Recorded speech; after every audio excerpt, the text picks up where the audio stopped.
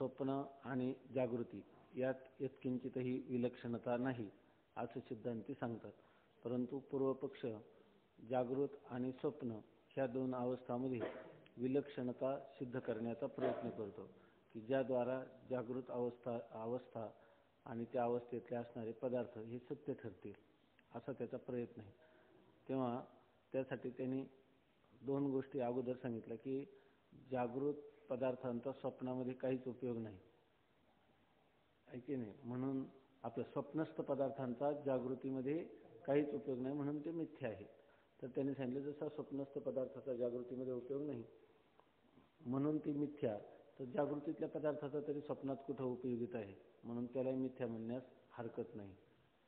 त्यानंतर त्याने दुसरा विकल्प केला की स्वप्नातले पदार्थ जागृतीत आल्यावर राहत नाही किंवा एका स्वप्नातले पदार्थ दुसऱ्या स्वप्नामध्ये उपलब्ध होत नाही. तसं एका म्हणजे आजच्या जागृतीत असणारे पदार्थ उद्याच्या जागृतीत तसेच असतात. मधल्या काळामध्ये त्यांचं फक्त ज्ञान नष्ट होतं, पदार्थ तसेच असतात असं त्यांनी सांगितलं. तेव्हा ते पदार्थ जे आहेत जागृतीतले पदार्थ जसेच्या तसेच राहत असल्यामुळं ते सत्य आहेत आणि स्वप्नातले पदार्थ दुसऱ्या स्वप्नात उपलब्ध नसल्यामुळं मिथ्या आहेत. तर त्याच्यावर सिद्धांती त्याला सांगतात की ज्यावेळेला आपल्याला स्वप्न पडतं त्या स्वप्नकालामध्ये आपल्याला ते जे स्वप्नामध्ये पदार्थ येतात हे जागृतीप्रमाणेच वाटतात की ते बहुत कालापासून आहेत, ते पदार्थ सत्य आहेत, देशकाल त्याला कारण आहे असं सर्वच्या सर्व वाटतं. तरीसुद्धा ते पदार्थ असं वाटत नाही का स्वप्नकालापुरते तो उपलब्ध आहे. तर ते पदार्थ अनादिकालापासून आहेत, त्यांचा अस्तित्व आहे असं आपल्याला वाटतं, स्थिर स्वरूपात ते पदार्थ आहेत असं वाटतं. परंतु जागा झाल्यानंतर त्याच्यापैकी कोणतंच कार्यकारण भाव त्याच्या एकांचा तिथं पुत्र पौत्र असा क्रम त्या ठिकाणी दिसतो. तरीसुद्धा जागृत झाल्यानंतर ते पुत्र पौत्र त्यांच्यामध्ये कार्यकारण भाव याच्यातली काही सिद्धी होत नाही. जसं स्वप्नामध्ये सगळं वाटत असून देखील ते खोटंच ठरतं जागृतीत आल्यावर, त्याचप्रमाणे जागृती अवस्था ही देखील तशीच खोटी. याच्यामध्ये जरी कार्यकारण भावाची प्रतीती होत असली, पूर्वोत्तर भाव वाटत असला, देश कालाधिकांची कारणता वाटत असली, तर हे सर्वच्या सर्व कल्पित आहे, अनिर्वचनीय मिथ्या आहे असं सांगितलं. याच्यावर त्यांनी सांगितलं की जागृतीतले पदार्थ आहेत असं वाटतं हा भ्रम आहे. पदार्थ कालच्या जागृतीतले पदार्थ आज आहेत, फक्त त्यांचं ज्ञान जातं. वस्तुतः जर वेदाचा सिद्धांत पाहिला तर वेदाचा गूढ सिद्धांत असा आहे का ज्ञान समकालीच पदार्थ उत्पन्न होऊन दिसतात. जेव्हा त्या पदार्थाचं असं नाही का पदार्थ उत्पन्न होतात आणि जातात असं नाही, तर पदार्थ आणि पदार्थांचं पदार्थ उत्पन्न होतात आणि जातात असं नाही असं पूर्वपक्ष म्हणतो. तर पदार्थांचं ज्ञान फक्त उत्पन्न होतं आणि नष्ट होतं. तर ते म्हणतात तसं नाही, पदार्थांचं ज्ञान आणि पदार्थ या दोघांची युगपत उत्पत्ती आणि युगपत नाश आहे असा खरा वेदाचा सिद्धांत आहे असं सांगतात. त्यामुळं एका जागृतीतले पदार्थ दुसऱ्या जागृतीत हे असं नाही. प्रत्येक क्षणी जेव्हा त्या पदार्थाचं ज्ञान होतं तेव्हाच तो पदार्थ असतो. पदार्थाचं ज्ञान गेलं की ज्ञानाबरोबर पदार्थ गेला अशी खरी वस्तुस्थिती आहे. थोडक्यात दृष्टी सृष्टीवादाची जी भूमिका आहे ती या ठिकाणी प्रस्तुत करतात आणि त्याच्यावर आता पुन्हा पुढे चिंतन आहे. शिष्य म्हणतो, वाचू ना, शिष्य म्हणतो महाराज स्वप्नाहून जागृत पुरुषांना पूर्वीच्या जागृतीत जे पदार्थ होते तेच हे श्रीधनपत्रादी आहेत अशी प्रत्यभिज्ञा होते. म्हणून जागृत पदार्थाची ज्ञानसमकाली उत्पत्ती किंवा नाश म्हणणे संभवत नाही. पदार्थ ज्ञानोत्पत्तीच्या पूर्वीच असतात आणि ज्ञाननाशानंतरही राहतात. ह्या अनुभवाच्या दृष्टीने जास्त संगतवार दिसते. तो काय म्हणतो की पूर्वीच्या जागृतीतले जे पदार्थ होते तेच आत्ताच्या जागृतीत आहेत असंच आम्हाला अनुभव आहे, असा आमचा अनुभव आहे. त्याला तो सांगतो की जर ते ज्ञान समकालात उत्पन्न झाले तर असं वाटायला पाहिजे ना हे पदार्थ आधी नव्हते, आता जेव्हा ज्ञान झालं तेव्हाच ते उत्पन्न झाले. असं वाटतं की आपण ते पूर्वीचेच पदार्थ वाटतात. याचा अर्थ त्या पदार्थ कालच्या जागृतीत आपण जे पदार्थ पाहिले त्या पदार्थांचे काय झाले, आपल्या मनावर संस्कार झाले आणि आता काय झालं, आज पुन्हा जागृती सुषुप्तीतून आपण जागृत अवस्थेत आलो तेव्हा पूर्वीचे संस्कार आणि आता वृत्तींचा इंद्रियाद्वारा त्या पदार्थांशी संबंध झाला आहे की नाही. मग पूर्वसंस्कारापासून भूतकाळात पाहिलेल्या पदार्थाशी तेव्हा वृत्तीच्या द्वारा भूतकाळात पाहिलेल्या पदार्थांशी वृत्तीच्या द्वारा त्या पदार्थांचा संबंध होतो. तेव्हा जे ज्ञान होतं ते ज्ञान कोणतं आहे? प्रत्यभिज्ञा प्रत्यक्ष. पूर्वीचे काल पाहिलेल्या पदार्थाचे संस्कार आहे आणि आता वृत्तीचा त्या विषयाशी संबंध आहे आणि मग आता होणारं ज्ञान हे कोणतं ज्ञान आहे? प्रत्यभिज्ञा प्रत्यक्ष. महाराज लक्षात ठेवा, केवळ वृत्तीचा विषयाशी संबंध न होता केवळ पूर्वसंस्कारापासून जे ज्ञान होतं त्याला काय म्हणतात? त्याला म्हणतात स्मृतिज्ञान. स्मृतिज्ञानामध्ये विषय प्रत्यक्ष असतो का समोर? नाही, ऐके नाही. फक्त पूर्वी पाहिलेला असतो तो पदार्थ आणि त्याचे संस्कार असतात. मग केवळ पूर्वसंस्कारापासून जे ज्ञान होतं त्याला काय म्हणतात? स्मृतिज्ञान. आणि वृत्तीचा विषयाशी संबंध होतो त्याला काय म्हणतात? प्रत्यक्ष ज्ञान. त्याला म्हणतात प्रत्यक्ष, ऐके ना, अभिज्ञा प्रत्यक्ष.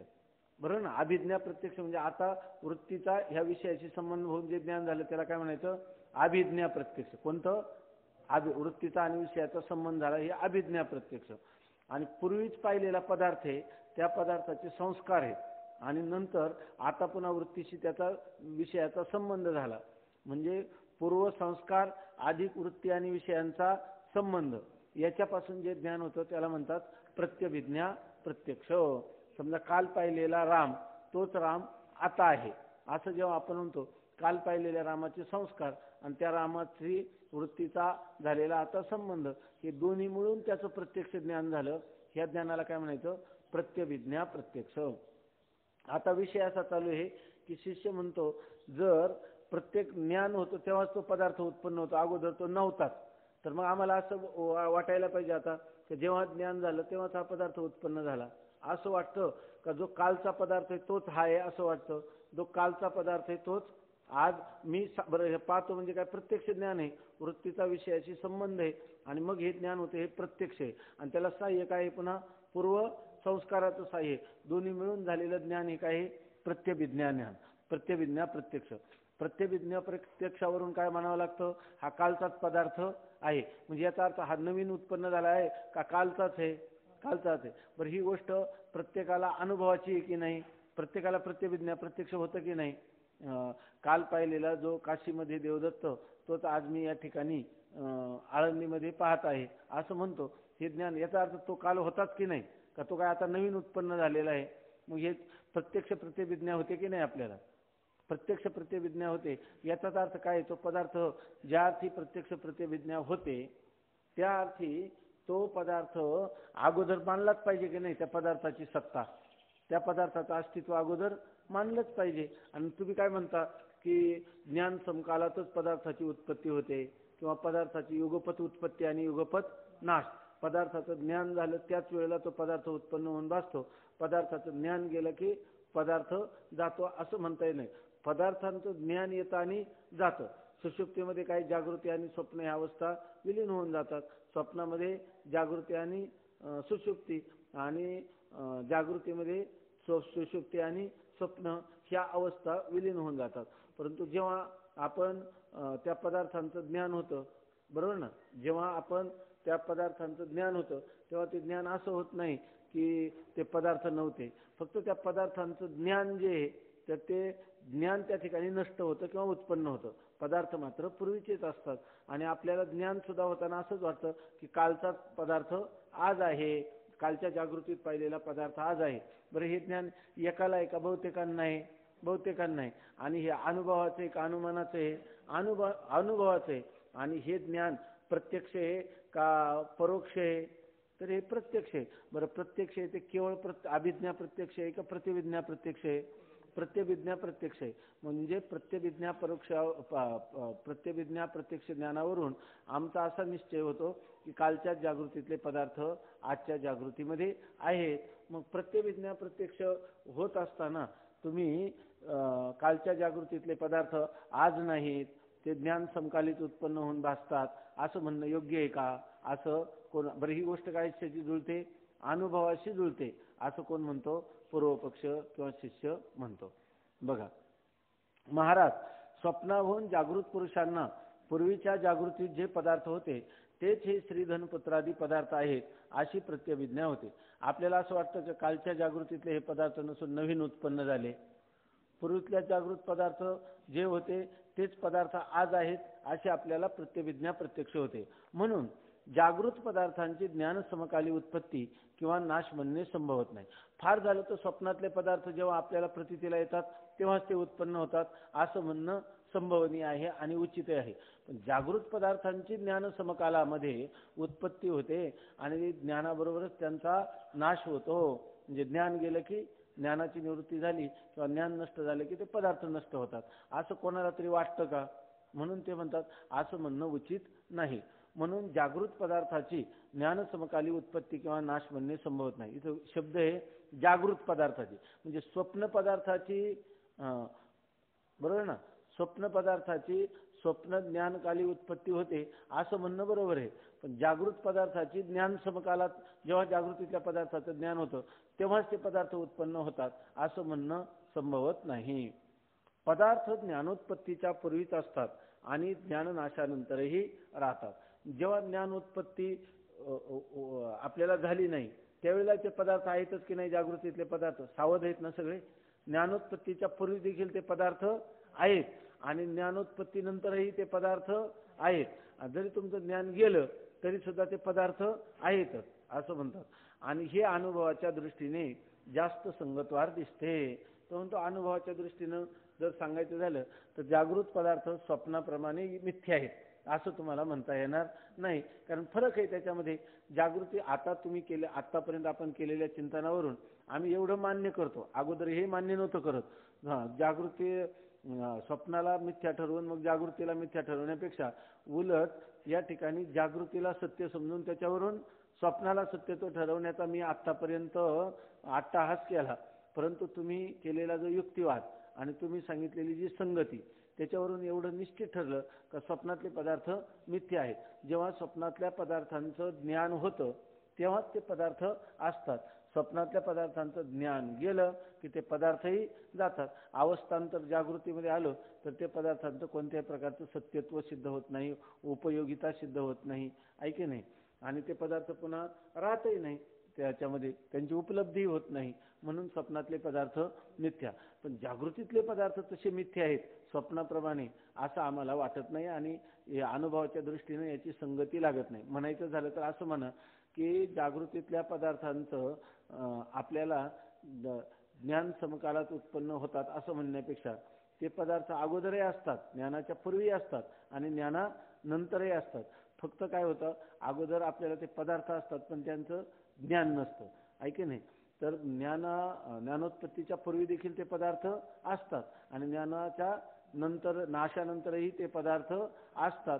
कारण का, ते प्रत्यभिज्ञा प्रत्यक्षाचे विषय आहेत म्हणून, ऐके नाही. असं जर तो कोण म्हणतो, शिष्य म्हणतो. तर आता गुरूंचा एकच ठोक आहे त्याच्यावर, कोणतं? त्यामुळे तो काय म्हणतो, स्वप्नापेक्षा जागृती काय आहे, विलक्षण आहे असं जर तो म्हणेल तर गुरुजी त्याला कोणती कसोटी लावायला सांगतात, त्याला हे कसं सांगतात, स्वप्नात जसं आहे तसं जर जागृती ठरलं तर मग तो तू म्हणणार नाही ना स्वप्नापेक्षा जागृती विलक्षण. हा, तो म्हणतो मग मी मानणार, आहे की नाही. मग ते बघ, आता तू काय सांगितलं, ज्या अर्थी जागृतीतल्या पदार्थांची प्रत्यभिज्ञा प्रत्यक्ष होते म्हणून ते पदार्थ सत्य आहेत असंच तुला म्हणायचंय ना. आणि स्वप्नातल्या पदार्थांचं प्रत्यभिज्ञा प्रत्यक्ष होत नाही, ते ज्ञान समकालातच असतात, जागृतीमध्ये ते पदार्थ नसतात म्हणून ते मिथ्या, असंच का तुझं म्हणणं, असं त्याला श्रीगुरु विचारतात. आणि मग त्याला आता उत्तर देतात. श्रीगुरु म्हणतात तो भ्रम आहे.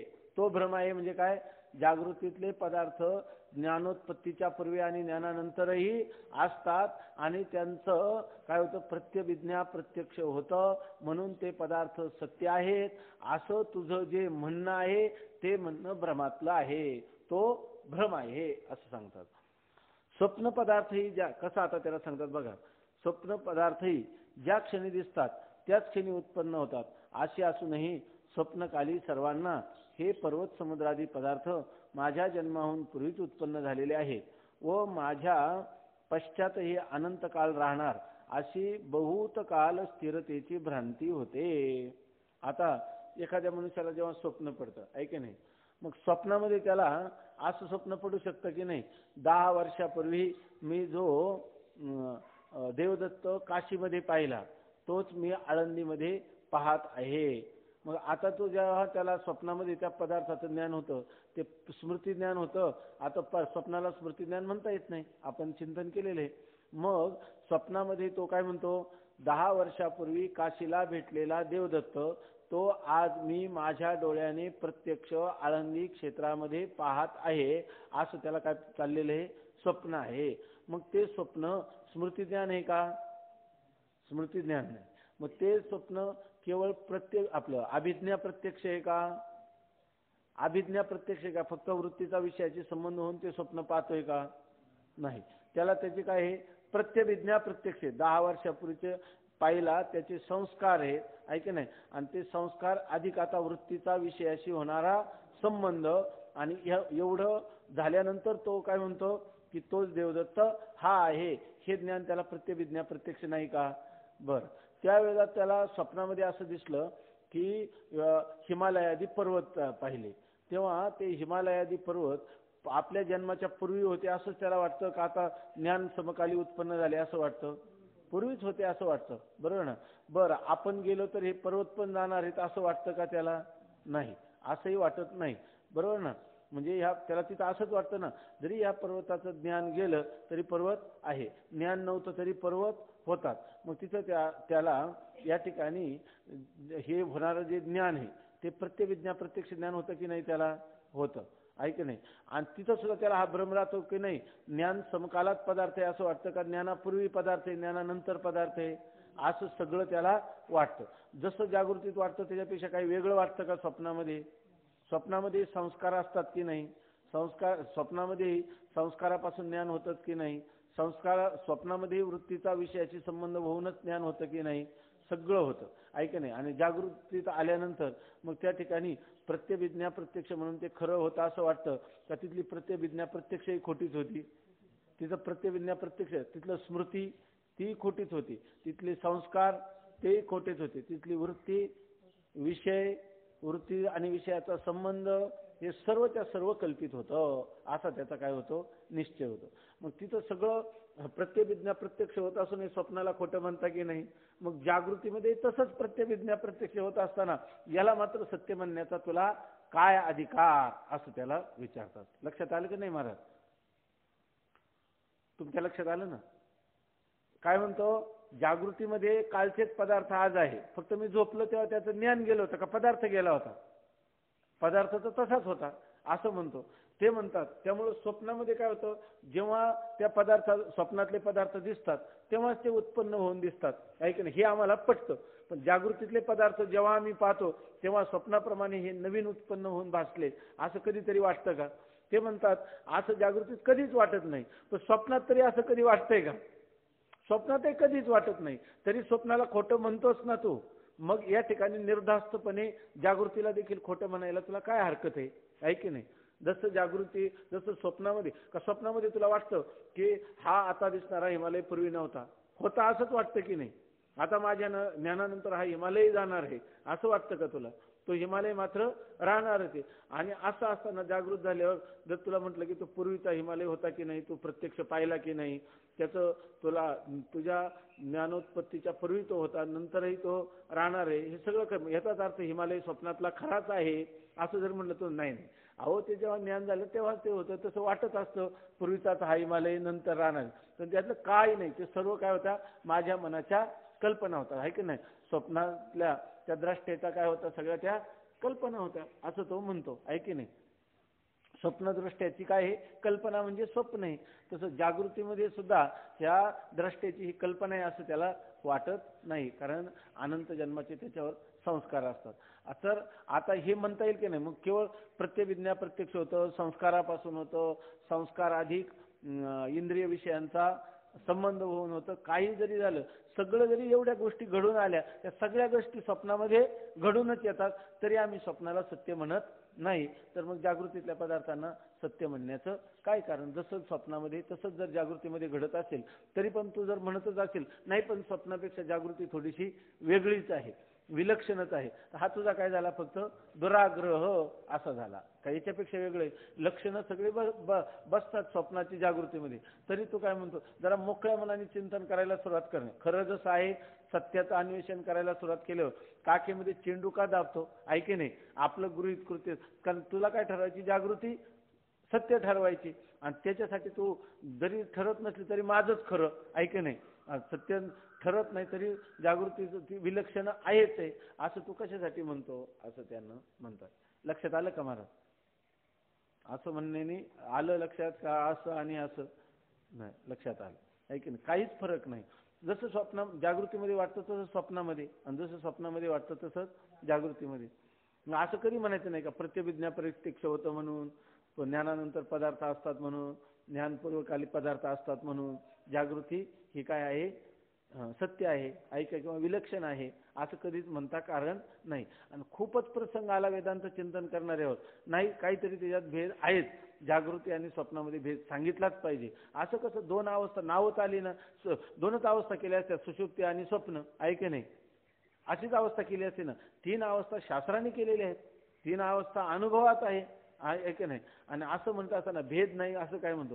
हो बरोबर आहे, श्रुती मातेने ज्या ते प्रतिपादन केल्या तीन अवस्था त्याच्यामध्ये निश्चित भेद आहे. जागृती आणि स्वप्नामध्ये भेद हा आहेच आहे, ऐके नाही.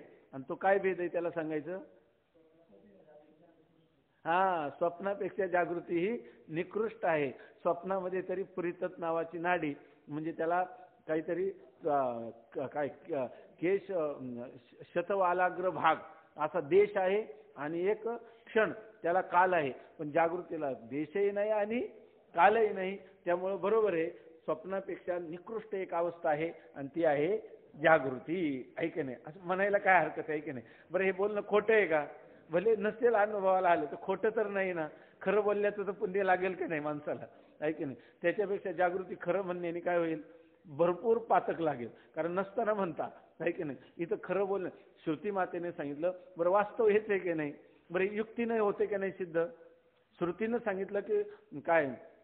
जे जे देखणे सकळ, तुकोबाराय सांगतात ते ते स्वप्नीचे मृगजळ. स्वप्नातले हे मृगजळ म्हणजे कोणती अवस्था आहे? जागृती अवस्था आहे की नाही? ही तर गोष्ट खरी आहे की नाही? बरं नसलं तर काय होईल? कधीतरी होईलच. स्वामी महाराज सांगायचे की ते नवीन आळंदीला आले आणि ते पंचदशी शिकायला लागले. आल्याबरोबर पंचदशी प्रकरण चालू होतं. कोणतं? तृप्तिदीप नावाचं प्रकरण चालू होतं. 7वं प्रकरण आहे, आता पुढच्या वर्षी येईल तुम्हाला. तर त्यांना संस्कृत ज्ञान होतं, त्यामुळे ते पहिल्यांदाच वेदांताच्या पाठाला बसले, आणि नंतर हे प्रकरण समाप्त झालं. प्रकरण समाप्त जेव्हा झालं तर त्याच्यामध्ये श्लोक आहे शेवटचे, धन्योहम धन्योहम, काय पुढं? नमे कार्यम विद्यते क्वचित, मी धन्य आहे, धन्य आहे, मला काही कर्तव्य राहिलं नाही. अहो शास्त्रम, अहो शास्त्रम, अहो गुरु, अहो गुरु, काय हे वेदांत शास्त्र धन्य आहे, काय माझे गुरु धन्य आहेत की ज्यांनी मला हे जगन्मिथ्यात्वाचा निश्चय सांगितला, जीव ब्रह्मैक्य करून दिलं, जीवनमुक्त अवस्था प्राप्त झाली. धन्योहम धन्य, 5-7 श्लोक आहेत नाही का त्याच्यामध्ये. सारखाच म्हणतो धन्य धन्य असं म्हणतो. आणि स्वामी महाराजांना ते ऐकताना खूप आनंद झाला ते श्लोक. त्यांनी त्यांच्या खोलीवर आल्यानंतर ते भिंतीवर ते श्लोक लिहिले, काही पत्र्यावर लिहिले, ज्या खोलीत राहत होते त्या पत्र्यावर लिहिले ते धन्योहम धन्य. आणि पाठ सुटल्यावर ते आपले पडले खाली, पाय भिंतीला लावले आणि ते श्लोक वाचायला लागले. आणि श्लोक लागले म्हणे धन्योहम धन्योहम, स्वतःच हातवारी करून म्हणायला लागले. तेवढ्यात त्यांच्या गुरुजींची मुलगी होती, ती मोठी विद्वान होती, ती काही कामानिमित्ताने खोली पुढून चालली, तरी तिनं पाहिलं तर ते हे धन्योहम धन्योहम. आणि 6 महिने झालेले होते त्यांना फक्त आळंदीला येऊन. तेव्हा मग त्या मुलीनं जाऊन त्यांच्या वडिलांना सांगितलं, की तिनं सांगितलं की दादा तो श्रीधर काल 6 महिने झालं नाही आला आळंदीला, तर लगेच लागला म्हणे धन्योहम धन्योहम म्हणे, आणि पाय भिंतीला टेकवले, खाली झोपलेला आहे, म्हणतो की धन्योहम धन्योहम. मग ते गुरुजी ते आपल्या मुलीला म्हटले, त्यांची एक विधवा मुलगी होती ताई म्हणून, तर ती फार विद्वान होती. विद्वान म्हणजे मोठमोठे कीर्तनकार त्यांना शंका विचारत होते. तर त्या गुरुजी त्या मुलीला म्हटले की बरं तो धन्य म्हणतो म्हणे, तर त्यात तुझ्या काय बापाचं गेलं? जर तो 6 महिन्यात जर, कारण बाप हेच होते ते म्हणत असला तर तुझं काय गेलं त्याच्यामध्ये? आणि नंतर दुसरी गोष्ट त्यांनी सांगितली, ज्याचे पत्र्यावर लिहिले धन्य, म्हणजे ज्याचे पत्रे बोलतात की धन्यहम धन्यहम, तो एक ना एक दिवस कधी म्हणाले की नाही मी खरोखर धन्य आहे, तर तोच कधीतरी धन्य होईल. म्हणून स्वामी महाराज म्हणायचे तर तो आशीर्वाद मला वयाच्या 66व्या वर्षी जेव्हा संन्यास घेतला तेव्हा खरंच कळलं की धन्यहम धन्यहम शब्दाची काय शक्ती आहे. जेव्हा सर्वसंग परित्याग केला, मी निध्यासन करायला लागलो, तेव्हा माझ्या लक्षात आलं. पण ते जेव्हा माझे पत्रे बोलत होते खरं नव्हतं, पण आज खरं झालं की नाही ते. तसं या ठिकाणी स्वप्न आणि जागृतीमध्ये विलक्षणता जर सांगायची झाली तर जागृत अवस्था ही काय आहे, अधिक निकृष्ट आहे स्वप्नापेक्षा, असं त्यांनी सांगितलं. बरं हे बोलणं खरं आहे की नाही? बरं हे बोलणं श्रुतीचं आहे का आपलं आहे? बरं हे युक्तिसिद्ध आहे का नाही?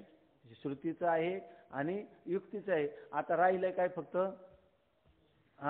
अनुभव आहे की नाही? नसला तर तो काय 2 भाग झालेले आहेत, एक भाग आहे, आणि तो भाग फार अवघड आहे का फार सोपा आहे? तो फार सोपा आहे. काय म्हणायचं फक्त त्याला? काय म्हणायचं? मी म्हणायचं, आहे की नाही? तर असं जे काही ज्या अधिष्ठानावर हा सर्व काय ज्ञान आणि अज्ञानाचा व्यवहार होतो, तो व्यवहार कोणावर होतो? माझ्यावर होतो, ब्रह्मावर होतो, ब्रह्मचैतन्यावर होतो. म्हणण्याऐवजी ते कोण आहे? मीच आहे असं म्हटलं. म्हणजे स्वामी महाराज म्हणायचे फक्त खरं परोक्ष ज्ञान होणं अवघड आहे, अपरोक्ष ज्ञान होणं अवघड नाही. परोक्ष ज्ञान जर यथार्थ झालं तर अपरोक्ष ज्ञानामध्ये त्याला काय म्हणायचं असतं? फक्त मी म्हणायचं असतं का बाकी काय त्याच्यामध्ये? म्हणून खरं शास्त्राभ्यासातच जास्त कष्ट करावे लागतात, अपरोक्ष ज्ञानासाठी काही कष्ट नाही. शास्त्राभ्यासात जर हिशेब बरोबर कळले तर त्या मनुष्याला पुढं तेच मी आहे म्हणायला काय, ब्रह्म असंग आहे, निर्विकार आहे, नित्य आहे, शुद्ध आहे, बुद्ध आहे, मुक्त आहे, असं जर कळलं तर नंतर विश्लेषण करायला गेलं अंतर्मुखृतीनं माझं, तर ही सगळी लक्षणं कोणाकडे लागतात? नित्य, असंग, निर्विकार, ही सर्व माझीच विशेषण आहे. सत, चिद, आनंद, अद्वय सगळी माझीच विशेषण आहे. आता त्याला ते ब्रह्म ब्रह्म म्हणत होता, तर आता काय म्हणायला लागला? मी म्हणायला लागला. चिदानंद रूप शिवोहम शिवोहम, अशा रीतीनं सांगतात या ठिकाणी. आपल्याला ही जी गोष्ट आहे, स्वामी महाराज म्हणायचे, मग जर दृष्टीसृष्टीवाद इतका खरा आहे, म्हणजे जर जागृती ही अवस्था स्वप्नापेक्षाही निकृष्ट आहे, आता ही जी गोष्ट आहे ही आता आपल्याला कळली नाही का पटली नाही? कळली सुद्धा आणि पटली सुद्धा, आहे की नाही? तरी ती आपल्या अंगावर का बांधत नाही? याचं काय कारण? याची आपल्याला हळहळ वाटते की नाही? आहे की नाही? हाच अनुभव यावा असं आपल्याला वाटतं की नाही? वाटतं. पण ती जागृती कधीतरी आपल्याला मिथ्या वाटते काय? इतकंच नाही, मिथ्या वाटावी म्हणून आपण किती प्रयत्नशील राहतो आपल्या दैनंदिन जीवनात. झालेल्या घटनाला मागं टाकून द्या, जाऊ द्या, सुखाचं काय वाटत नाही, दुःखाचं काय वाटत नाही, नुकसानीचं काही नाही, मान अपमानाचं काही नाही. तर तेच संपादन करण्याचा आणि प्रतिकूल गोष्टी टाळण्याचा आपण व्यवहारात प्रयत्न करतो.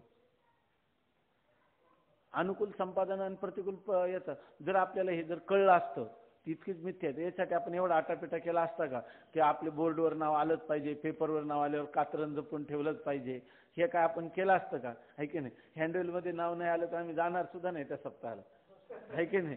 एवढ्या गोष्टी बारकाईने झाल्या असत्या का जर आपल्याला याचं दृष्टीसृष्टीवादाचं स्वरूप जर आपल्याला कळलं, आहे की नाही? तर झाल्या नसत्या. बरोबर. आता आपण अगोदरच काय बोललो? कळलं पण आणि पटलं पण, आहे की नाही? आणि तरी सुद्धा आपल्याला होत नाही. याचं कारण काय? त्याचं कारण स्वामी महाराज म्हणायचे, खरं सांगू का, तुम्ही त्याच्यासाठी आलेच नाही.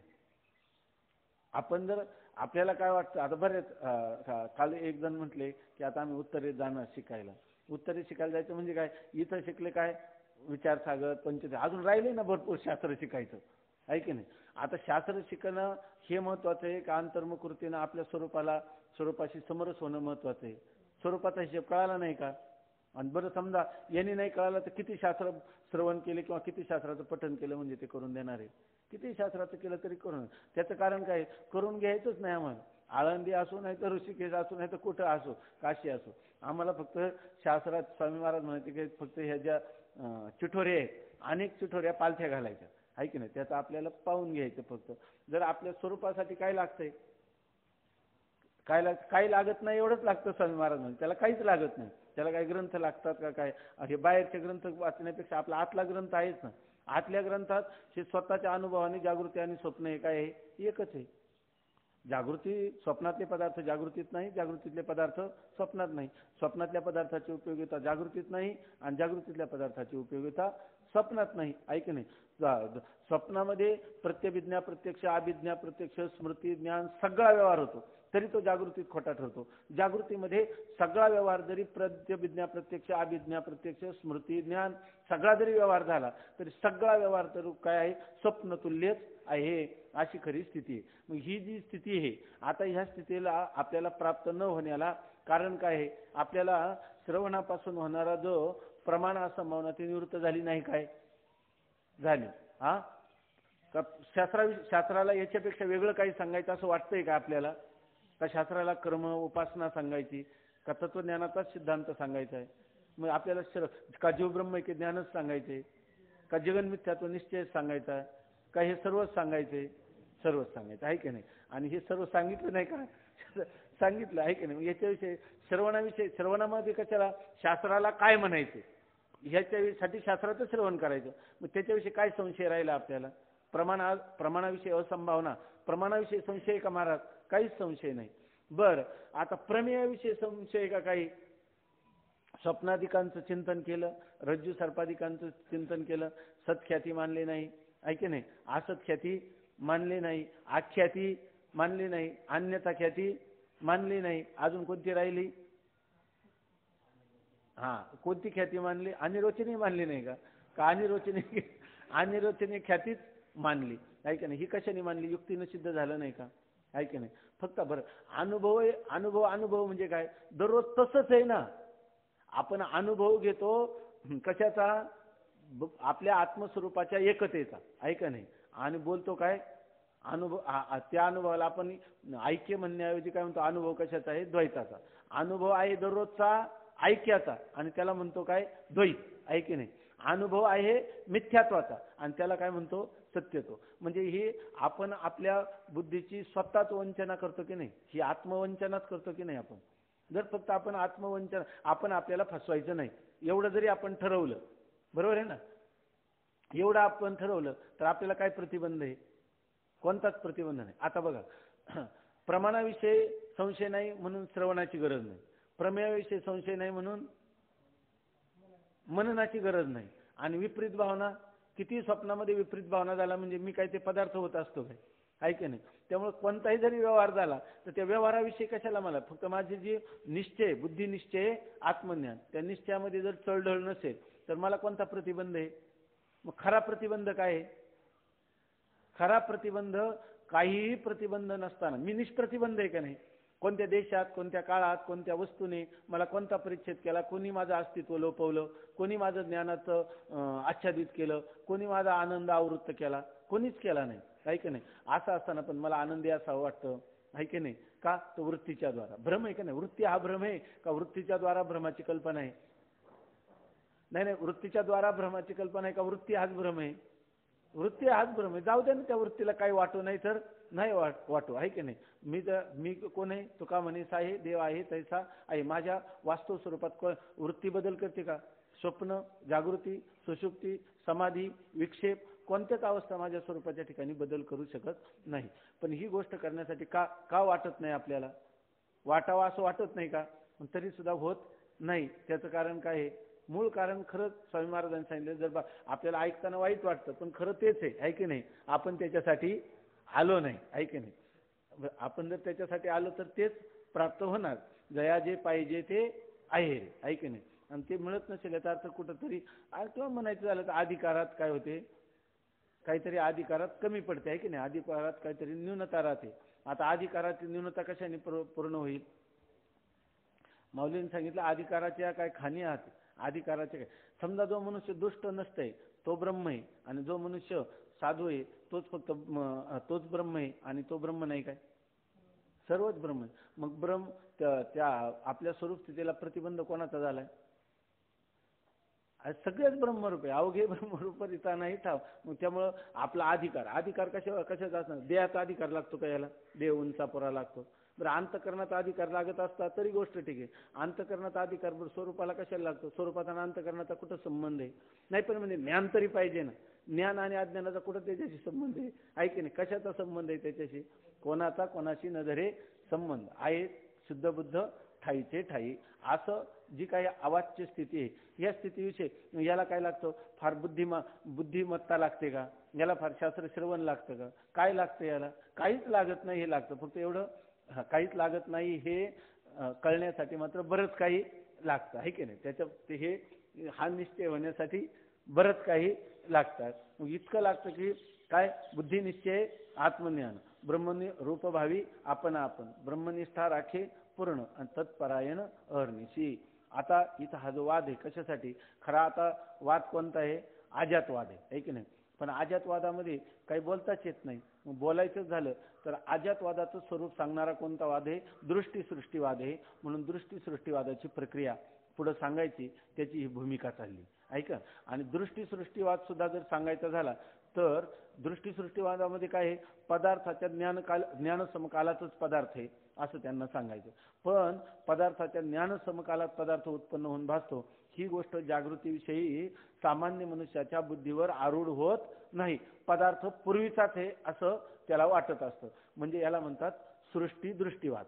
म्हणजे ज्ञानापूर्वी पदार्थ आहे असं मानणं, याला म्हणायचं अगोदर सृष्टी आणि नंतर दृष्टी, अगोदर पदार्थ आणि नंतर त्याचं ज्ञान, याला म्हणतात सृष्टी दृष्टीवाद. आणि ज्ञान समकाली पदार्थ याला म्हणतात दृष्टी सृष्टीवाद. पण दृष्टी सृष्टीवाद जसा अजातवाद बुद्धीवर आरूढ होण्यासाठी दृष्टी सृष्टीवादाची प्रक्रिया आहे, तसा दृष्टी सृष्टीवाद चांगल्या प्रकाराने आरूढ व्हावा बुद्धीवर म्हणून कोणती कल्पना आहे? सृष्टी दृष्टीवादाची कल्पना आहे. याच्यामध्ये काय आहे?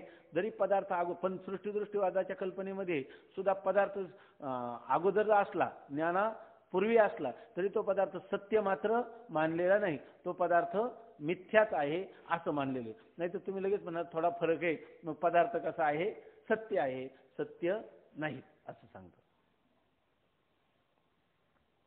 वाचो ना. त्यांनी सांगितलं की जागृत अवस्थेचे पदार्थ ज्ञानोत्पत्ती नंतरही असतात आणि ज्ञानोत्पत्तीच्या पूर्वीही असतात. तसं स्वप्नातल्या पदार्थांची स्थिती नाही. ते पदार्थ फक्त ज्ञान समकाली असतात ऐकी नाही. आणि पुन्हा जागृत पदार्थांची काय होते? प्रत्यभिज्ञा प्रत्यक्ष होतं. जागृतीमध्ये पूर्व संस्कारही असतात आणि वृत्तीचा विषयांशी संबंधही असतो आणि मग ते ज्ञान होतं. तशी स्वप्नस्थ पदार्थांची स्थिती नाही. त्याला श्रीगुरूंनी काय सांगितलं? का रे बाबा स्वप्नाची स्थिती का नाही? काय फरक आहे सांग बरं तू. स्वप्नामध्ये तुला असं ज्ञान होतं की नाही? कधी 10 वर्षापूर्वीचा देवदत्त काशीला पाहिलेला आज इथं पाहतो, असं तुला जे ज्ञान होतं त्या ज्ञानाला तू काय नाव देशील? प्रत्यभिज्ञा प्रत्यक्ष असंच ज्ञान देशील का नाही? स्वप्नामध्ये तुला कधी कधी बसलेला आहे, अचानक तुझ्या अमेरिकेतल्या मुलाची आठवण झाली, तू काय म्हणतो? मला स्मृती झाली. स्वप्नामध्ये ही वृत्तीचा विषयाशी संबंध न होता केवळ संस्कारापासून ज्ञान होतं की नाही? प्रत्यभिज्ञा. आणि स्वप्नामध्ये जर तुला घट दिसला तर ह्या घटाला घटमहम जानामी असा व्यवहार होतो की नाही?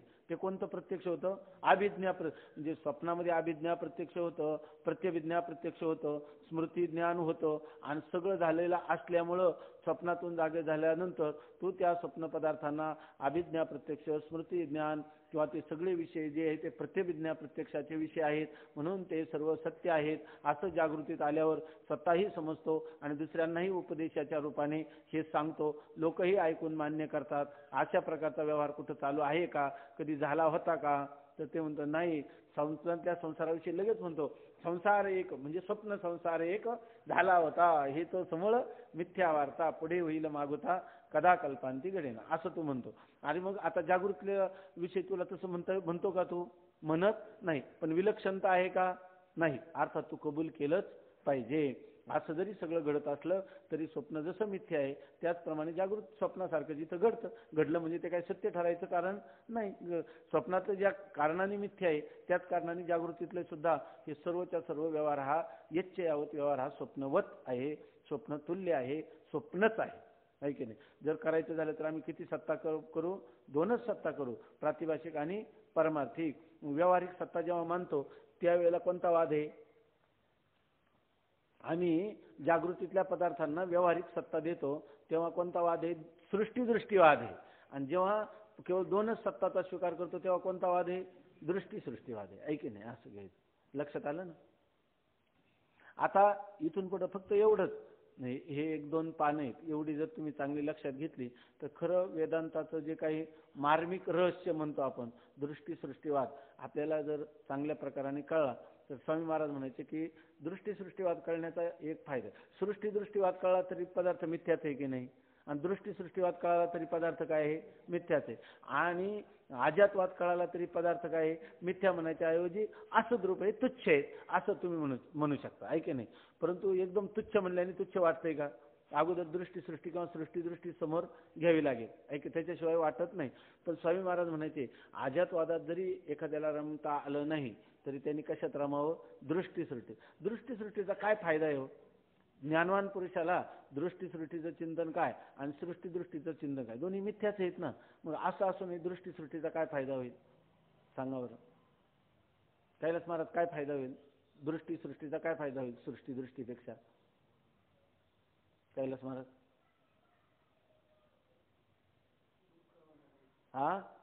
सुखदुःखाचे ठणके बसणार नाही त्याला. ऐक नाही, कारण दुःख आहे ना, जेव्हा ज्ञान होतं तेव्हाच दुःख. तो म्हणेल का कालचा तो दुःख देणारा व्यक्ती किंवा दुःख झालेली घटना याचा आता आपण काहीतरी स्मरण केलं पाहिजे, त्याची जाणीव ठेवली पाहिजे. कारण का ते जेव्हा तो शत्रू होता तेव्हा शत्रूचं ज्ञानाबरोबर शत्रू, तो गेला. आज त्याचा मित्र होऊ शकतो की नाही? होऊ शकतो. आणि पुन्हा त्यात तो ज्या वेळेला त्याचं ज्ञान गेलं त्यावेळेला तो पदार्थ गेला. म्हणून अशी लोक जे आहे ना, त्यांच्या अंतकरणात रागद्वेषाची भावना राहत नाही. काम का म्हणून पूर्वीचा काय अनुबंधच नाही ना. कालचा रामराव आज नाहीच आहे ना, आजचा नवीन रामराव. याला लोक म्हणतात, आपली पूर्वीचे लोक व्यवहारात म्हणतात दृष्टी आड सृष्टी. दृष्टी आड सृष्टी म्हणजे जेव्हा ज्ञान नव्हतं तेव्हा ते नव्हतं, काही का असे ना, आहे की नाही. आणि जेव्हा समोर आलं तेवढ्या पुरताच त्याचा प्रश्न आहे. त्यामुळे अशा पुरुषाला मागचा पुढचा अनुबंध आहे का? त्याला मागचा पुढचा काही संदर्भ नाही. जेव्हा पदार्थ ज्ञानकाली पदार्थाची उत्पत्ती म्हणजे काय त्याला म्हणतो, ज्ञान समकालातच पदार्थाची उत्पत्ती किंवा युगपत पदार्थाची उत्पत्ती आणि पदार्थ आणि पदार्थ ज्ञानाची युगपत उत्पत्ती आणि युगपत नाश असं ते मानतात. आहे की नाही. म्हणजे त्याला सुखदुःख नाही, रागद्वेष नाही, मागच्या पुढच्या गोष्टींचा अनुबंध नाही आणि त्या ठिकाणी कोणताही संदर्भ नाही. ऐक नाही. मग आता तुम्ही सांगा, अशी गोष्ट ठीक आहे, सुखदुःखाचे ठणके बसणार नाही, परंतु त्याचा व्यवहार हा सुचारू रूपाने दृष्टीसृष्टीवादात होईल का? तो होणार नाही. ज्या माणसाला व्यवहार चांगला करायचा आहे व्यवस्थित, त्याचा दृष्टीसृष्टीवाद नाही, त्याचा वाद कोणता आहे? सृष्टीदृष्टीवाद. आहे की नाही. दृष्टीसृष्टीवादातला जो ज्ञाता पुरुष आहे तो जर असंसक्ती, पदार्थाभाविनी, तुर्यगा या अवस्थेत असेल तर त्याचा व्यवहार असा विस्कळीत होऊ शकतो. मग त्या विस्कळीत व्यवहार होऊ नये असं वाटत असेल तर त्याचा दृष्टीसृष्टीवाद आहे का? त्याचा दृष्टीसृष्टीवाद नाही, त्याने आपलं सृष्टीदृष्टी.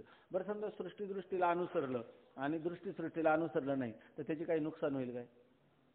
काहीच नुकसान होणार नाही. पदार्थाचा मिथ्यात्व निश्चय हा मुख्य त्याचा निकष आहे की नाही. त्याची काही म्हणजे उलट काय करतो, तो सगळं कपडे लत्ते खाणं पिणं वेळेवर सगळं करू शकतो आणि सर्व करूनही त्या मिथ्यात्व निश्चयामुळं त्याच्या असंगत्वाला कोणत्याही प्रकारचा बाध होत नाही. म्हणून बहुतेक लोक काय करतात, सृष्टीदृष्टीचाच अवलंब करतात. सृष्टीदृष्टीचा अवलंब करण्याचं कारण काय आहे? वैराग्याची तीव्रतरतेचा अभाव, हे त्याचं कारण आहे की नाही. कारण व्यवहार सांभाळून करायचा नाही. स्वामी महाराज म्हणायचे की चमडी जमडी सांभाळून करायचा, म्हणून तुम्हाला सृष्टीदृष्टी आवडते, आहे की नाही. जर चमडी जमडी सांभाळण्याचं नसेल तर त्याला सृष्टीदृष्टीचं काय कौतुक आहे की नाही. त्याला कौतुक कशाचं आहे? दृष्टीसृष्टीचं एक अजातवादाचं आहे का? कौतुकच नाही त्याला. आता श्रीगुरु सांगतात त्याला जे वाटतं ना, ज्ञानोत्पत्तीच्या पूर्वी पदार्थ असतात, ज्ञानोत्पत्तीच्या नंतर पदार्थ असतात, असं जे वाटतं तर त्याच्यावरून तो काय करतो, जागृती अवस्थेला सत्य असं म्हणतं. श्रीगुरु एका शब्दात उत्तर देतात, तो भ्रम आहे. भ्रमाने असं वाटतं की या ठिकाणी जागृती अवस्था ही सत्य आहे, तो भ्रम आहे. स्वप्न पदार्थही ज्या क्षणी दिसतात त्याच क्षणी उत्पन्न होतात.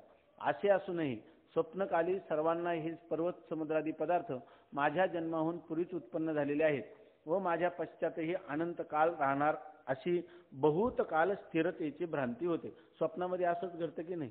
माझ्या ह्या स्वप्नातल्या पदार्थांचं ज्ञान होण्यापूर्वी पदार्थ होते, ज्ञान नाशानंतरही ते राहणार आहेत. हिमालयादी पदार्थ अगोदर होते आणि नंतरही राहणार आहेत हे वाटतं. म्हणून म्हणतात, आता हे झालं का सर्व, कसं स्पष्टीकरण करतात ते महत्वाचं आहे. म्हणून ज्या अविद्येने मिथ्या पर्वत समुद्रादी उत्पन्न केले, त्या अविद्येपासूनच त्या पदार्थांच्या ठिकाणी बहुत कालाची स्थिरता आणि स्थिरतेची प्रतीती अनिर्वचनीय उत्पन्न होते. आता हे स्पष्टीकरण स्वप्नाचं चाललंय का जागृतीचं चाललंय? स्वप्नाचं चिंतन चाललंय, आहे की नाही? मग स्वप्नामध्ये स्वप्न पदार्थ कशाने उत्पन्न केले? अविद्येने उत्पन्न केले. मग ज्या अविद्येने पदार्थ उत्पन्न केले पर्वत समुद्रादी, आहे की नाही, आणि त्या पदार्थांचं जे ज्ञान, पदार्थ उत्पन्न कोणी केले? अविद्येने. आणि स्वप्नातल्या त्या पदार्थांचं ज्ञान कोणी करून दिलं? अविद्येनेच दिलं, आहे की नाही? मग त्या पदार्थांचं ज्ञान अविद्येने कसं उत्पन्न केलं आणि पदार्थ कसे उत्पन्न केले?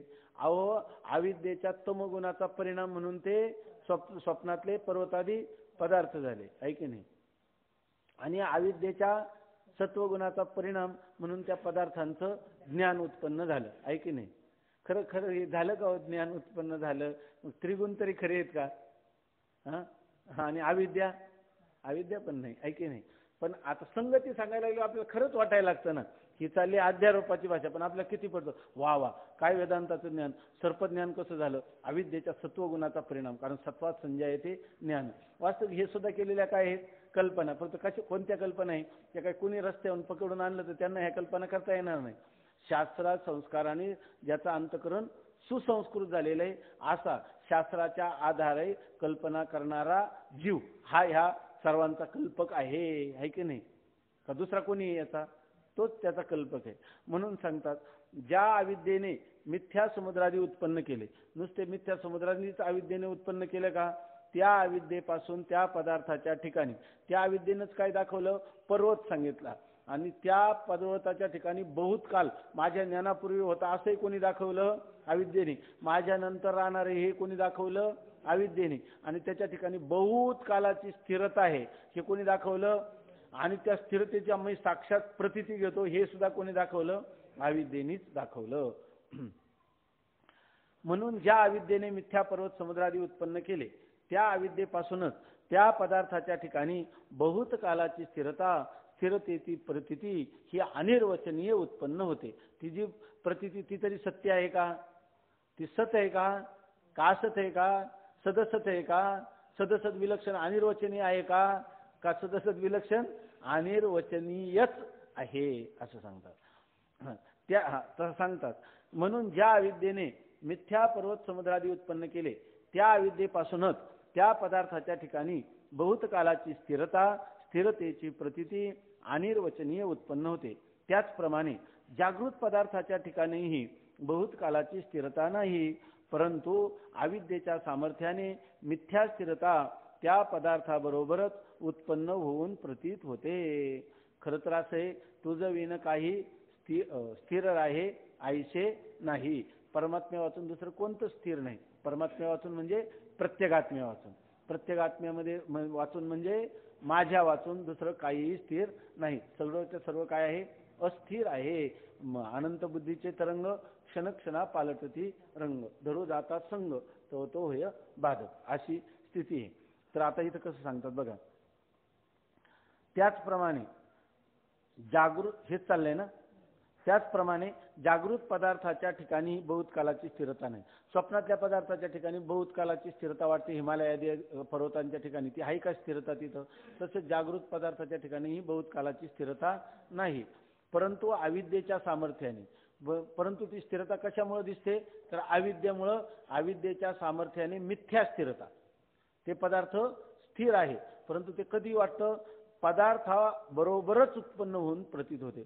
ज्या वेळेला तो मिथ्या पदार्थ उत्पन्न होतो, गिरी समुद्रादी, त्याच वेळेला त्यांच्या ठिकाणी बहुत कालाची प्रतीती किंवा बहुत कालाची असणारी स्थिरता आणि त्या स्थिरतेची प्रतीती हे सर्वच्या सर्व ज्ञान समकालातच, आहे की नाही, सदसद विलक्षण अनिर्वचनीय मिथ्याच उत्पन्न होऊन प्रतीतीला येतात, आहे की नाही.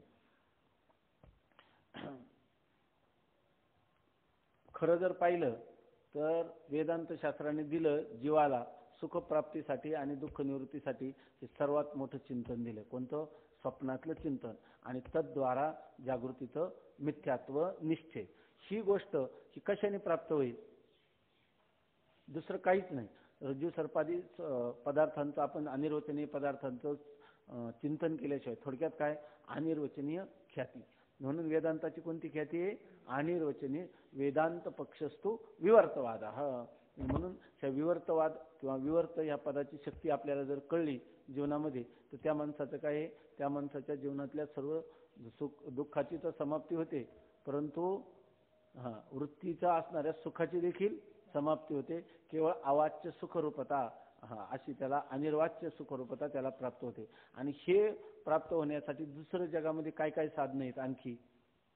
याच्या व्यतिरिक्त अन्य कोणता मार्ग आहे की ज्याच्याद्वारा जीवनातील दुःखाची आत्यंतिक निवृत्ती आणि परमानंदाची प्राप्ती व्हायची असेल तर जीव ब्रह्मैक्य ज्ञान आहे की नाही, जगन मिथ्यात्व निश्चय, याच्या वाचून दुसरं कोणती कोणती साधनं आहेत? साधनांची नावं सांगा. आतापर्यंत आपण जे काही शास्त्र चिंतन करतो त्याच्यामध्ये अजून काय काय साधनं आहेत? दुसरं साधनच नाही. तमेव विदित्वा अतिमृत्युमेती नान्यः पंथा विद्यते अयनाय. परमात्म्याला जाणूनच, म्हणजे ते जे वास्तव स्वरूप आहे परमात्म्याचं, ते माझा आत्माच आहे किंवा मीच आहे, हे जाणूनच मृत्यूम अत्येती. तो मनुष्य मृत्यूतून किंवा शोकातून तरुण जातो. आणि दुसरा उपाय कोणता आहे? नान्यः पंथा विद्यते अयनाय. ज्ञाना वाचून दुसरा उपायच नाही. आणि समजा केला उपाय तर काहीतरी फायद्याचा होईलच की नाही? दुसरा काही उपाय केला तर त्या उपायाचा लाभ होईलच की नाही जीवनामध्ये?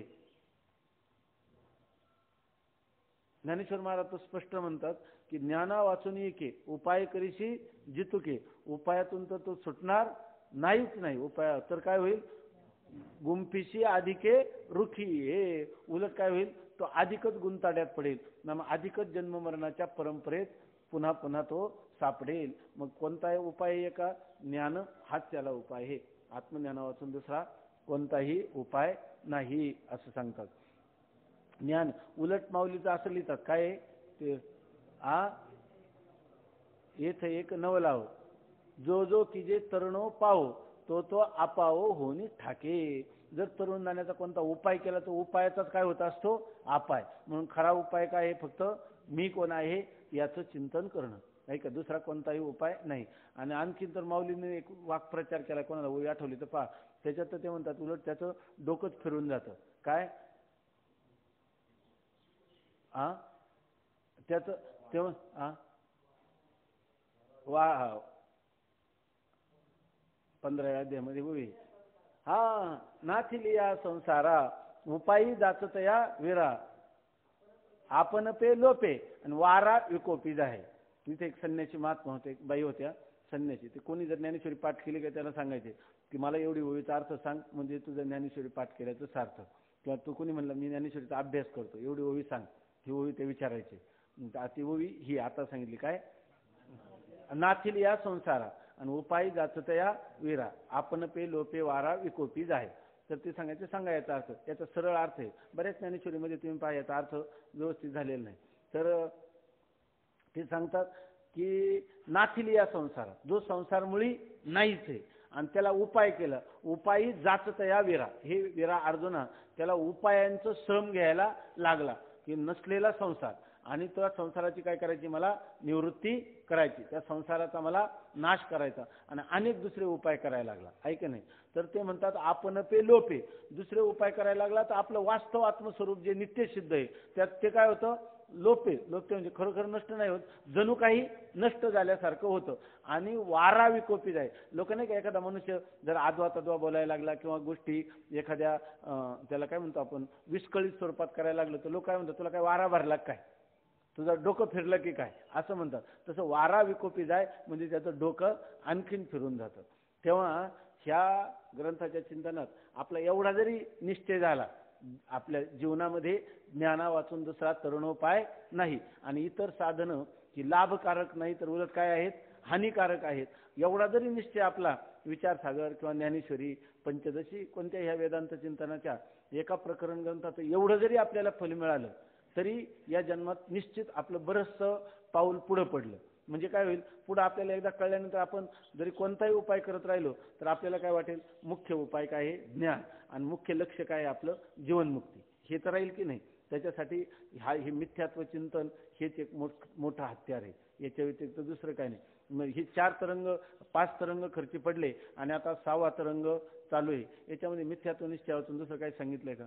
दुसरं काही विषय नाही, त्याला एकच विषय काय, जगत मिथ्या आहे आणि ब्रह्मच एकमेव द्वितीय सत्य आहे, नेह नानास्ति किंचन, हाच विषय की नाही. आणि हाच विषय पाठाच्या कालामध्ये त्याचं चिंतन झालं पाहिजे का कोणत्याही कालामध्ये झालं पाहिजे, कोणत्याही कालामध्ये झालं पाहिजे. इतकं झालं पाहिजे की प्रदक्षिणा करताना कधीतरी वाहनाचा धक्का लागला पाहिजे, कारण मी तर ते असंग निर्विकार मिथ्यात्व निश्चयात होतो, मागून कधी वाहन आलं आणि कधी धडकलं हे सुद्धा कळलं नाही. असं इतकं म्हणजे थोडक्यात काय, वेदांत वाक्येषु सदा रमंतो, इतकं आहे की भिक्षान्न मात्रेण चतुष्टिमंतः अशोकवंतः करुणैकवंतः कौपीनवंतः खलु भाग्यवंतः. हे जर चिंतन झालं तर मनुष्याला दुःखाचं काहीच वाटत नाही, आहे की नाही, आणि सुखाचं देखील काही वाटत नाही. नित्य सुखरूप असणाऱ्या मला वृत्तीरूप सुखाचं काय कौतुक आहे, आणि आध्यस्थ असणारं जे दुःख आहे ते माझ्या सुखस्वरूप आत्म्याला त्याचा कधी स्पर्शच होत नाही, तर त्या दुःखाचं आणि माझा काय संबंध आहे की नाही. म्हणून या ठिकाणी काय म्हणतात, सुख आणि दुःख यांनी अस्पर्शित अचुंबित अशा प्रकारची अव्यवहार्य आहे की नाही, केवळ अशी असणारी जी आत्मस्थिती स्वरूपस्थिती, त्या स्वरूपस्थितीत मनुष्य रममान होतो, की जी स्थिती जगद्गुरु तुकोबारायांनी संत सम्राट माऊलींनी अनुभवली. आणि त्याचं साधन जर कोणतं असेल तर हे आता चाललेलं चिंतन, जरी प्रत्यभिज्ञा प्रत्यक्ष स्मृती हे सगळा व्यवहार जसा स्वप्नात घडतो तसा सगळा जागृतीत घडला तरी त्यांचं धारणा काय आहे, तो भ्रम आहे. पहिलंच उत्तर दिलं ना, जे सगळं वाटतं तो काय आहे, भ्रम आहे. हे सगळं कशामुळे घडतं, मायेमुळे घडतं. कशामुळे घडतं, अविद्येमुळे घडतं. अविद्या आणि अविद्या कार्याचा स्वरूपाशी कोणत्याही प्रकारचा संबंध नाही. आणि हे सगळं जर चांगल्या प्रकाराने कळायचं असेल तर ग्रंथ शिकून कळेल का एकटं बसून स्वप्नाचं चिंतन केल्याने होईल. एकटं बसून स्वप्नाचं चिंतन करायचं आणि त्याला ग्रंथ फक्त काय मार्गदर्शक आहे, व आपली चिंतनाची दिशा यांनी सांगितल्याप्रमाणे योग्य आहे की नाही. आणि ती चिंतनाची दिशा योग्य असेल तर त्याचा काय आपल्याला लाभ होतो की नाही, आहे की नाही. त्या दिवशी या महाराजांना त्या बाबा आला, त्यांनी पकडलं, आम्ही बघत राहिलो, पकडलं, खाली पाडलं, पुन्हा वाईट वाईट शिव्या दिल्या. हे महाराज आपले स्थितप्रज्ञ राहिले, त्यांनी काही बोलले नाही, काही नाही. हाच आपल्याला वेदांत शिकल्याचा काय उपयोग आहे. मान आणि अपमानामध्ये समान. त्यांचं एकच चुकलं, मी त्या बाबाला आपलं म्हटलं की तुम्ही आता याच्या पुढे त्रास देऊ नका, नाही तर मग ते तुम्हाला काही जर त्यांनी काही ऍक्शन घेतली तर आम्ही काही म्हणणार नाही. हे मला म्हणले तू सांग, मग आम्ही पाहतो त्याच्याकडे. म्हणलं पाहू नका, कारण आतापर्यंत जी भूमिका आहे वेदांत शिकल्याचा हाच उपयोग आहे की नाही. काय मानापमान गोवे अवघे गुंडोनी ठेवावे, काय मानापमानयो तुल्य तुल्य मित्रारी पक्ष. ही जर स्थिती व्यवहारातला माणूस मान अपमान सहन करतो, पण तो कसा सहन करतो, दात ओठ खाऊन करतो, किंवा त्याच्याजवळ सामर्थ्यच नाही त्यामुळे आगतिक म्हणून गप्प बसतो. आता त्या म्हाताऱ्याला मारायला यांना काही अवघड होतं का, बा सामर्थ्य नाही असं होतं का. सामर्थ्य असलं तरी सुद्धा ह्या गोष्टी एकदम कल्पित आहे. दिलं तर काय, शरीरही मी नाही, अंतकरणही मी नाही आहे, मी मनही मी नाही, कोणीच नाही. ज्या ठिकाणी सुखदुःख होतात ते अंतकरण मी नाही, ज्या शरीरा संबंधाने होतात ते शरीरही मी नाही. आणि त्यांनी किती त्याची मजल गेली असते, त्यांच्या आत्म्यापर्यंत गेली असते का. करून करून कुठं, अरे सूक्ष्म शरीरापर्यंत सुद्धा गेली नाही, कारण आम्हाला सुखदुःख झालंच नाही, तर सूक्ष्म शरीरापर्यंत गेली नाही. त्याची मजल कुठपर्यंत आहे, शत्रूची मजल फक्त स्थूल शरीरापर्यंत आहे, सूक्ष्म शरीरापर्यंत नाही. तर कारण शरीरापर्यंत आहे का, मग कारण शरीरापर्यंत नाही तर प्रत्येक आत्म्यापर्यंत आहे का, नाही का नाही. अशा प्रकारचं जे चिंतन आहे ही याची काय आहे, अपूर्वता आहे. हा ह्या वेदांत चिंतनाचा व्यवहारात होणारा लाभ आहे. आणि त्याच्यासाठी उपाय काय आहे, हे चाललेलं स्वप्नचिंतन. स्वप्नावरून जागृती, जसं स्वप्न मिथ्या त्याचप्रमाणे जागृती मिथ्या कशी याचा विचार. पुंडलिक वरदा हरी विठ्ठल श्री ज्ञानदेव तुकाराम ज्ञानेश्वर महाराज की जय.